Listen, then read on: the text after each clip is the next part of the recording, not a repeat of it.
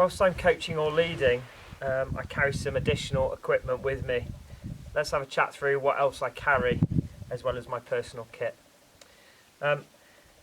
So first thing I'm going to do is do away with this small pump and put in a much bigger one. Often have quite a few punctures to deal with as a leader, so a big pump, being able to blow tyres up quickly is really important. A few other bits of kit I've got here. A set of pliers which double up as an adjustable spanner, really useful for all sorts of things on a bike, pedals, etc., all that sort of thing. I've got a special pair of quick link pliers to fix chains and things, so they come in handy. Also doubles up as another tyre lever, and it's got some quick links in there already. I've got a few more quick links here, so I've got quick links to deal with chains from 7 speed all the way to 12 speed, so to cover all eventualities. A few other tools I've got another tubeless repair kit, so I tend to carry more plugs when I'm leading groups with other people. I've got a brake pad spacer, so if I'm changing the wheel, somebody squeezes the brake lever, pushes the pads together, I can use this tool to separate the brake pads again, so I can put the wheel back in. Really useful bit of kit. I've got a screwdriver, so a double-ended screwdriver, really useful for indexing gears. So some gears have Allen keys, some have screwdriver, have screws in there. Much easier than using a big wide multi-tool. So a proper screwdriver is really handy. I carry a small shock pump, so if I need to adjust people's suspension because they're bottoming out, etc. Useful for other trail side fixes as well, we'll come to in another video, so carry that with me. I've got a spoke key, so if I need to do an emergency wheel true while I'm out on the trail, I can do that. Obviously a lot of these things are just get you home fixes. We'd want to get them sorted properly when we get home at a bike shop. I've got a cassette lockering tool, so if I need to take the cassette off while I'm out on a remote ride for any reason, I can do that. If I need to take a bent spoke out or a jam chain, that sort of thing, really handy. I've got a Shimano crank removal tool, so if the stopper in your Shimano cranks becomes loose or I need to get the cranks off for any reason, I can do it with that.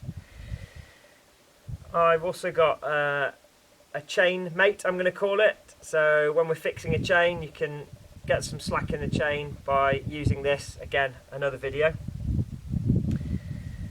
A bit of string, a bit of cord, really handy for a number of things, holding things together. And again, in another video, we might show you how this comes in handy. A few spares I carry as well. So if I go through both inner tubes, so I'm going to carry a second inner tube. Where's the inner tube gone? It's hiding around somewhere. I'm going to carry more than one inner tube when I'm working, so second inner tube. If I run out of those, I've got some patches as well, really handy. Bit of tape comes in useful for all sorts of things, going to carry that. A big bolt with some nuts and washers. This is really handy if you happen to break a pedal or strip the thread out of your crank, which I've had happened. You can pop this in, do that up either side of the crank arm, and it will get you home. More cable ties. Can't get enough cable ties. We're going to add those to the pile of cable ties. And a couple more things to carry. A set of brake pads for my bike. I like to carry part-worn brake pads, and again, we're going to talk about fitting brake pads out on the trail in another video. So come to why we carry part-worn brake pads. And I've started carrying a set of commonly used brake pads for another brake manufacturer for clients. You can't carry them all, but I found that those are really commonly used.